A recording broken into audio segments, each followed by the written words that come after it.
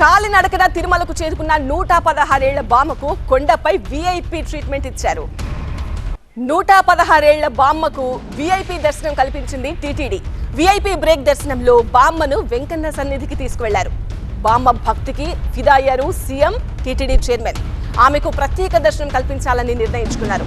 ఇచ్చిన మాటతో ఈ ఉదయం వీఐపీ దర్శనం చేయించారు. తిరుమల శ్రీవారి దర్శనం కోసం 116 ఏళ్ల బామ్మ కాలినడకన తిరుమల చేరుకున్నారు. కుటుంబ సభ్యులతో కలిసి నడక మార్గంలో వెళుతుండగా ఒక భక్తురాలు వీడియో తీసి పోస్ట్ చేయడంతో ఆ వీడియో వైరల్ అయింది. ఈ వీడియోపై చంద్రబాబు, టీటీడీ చైర్మన్ కూడా స్పందించారు.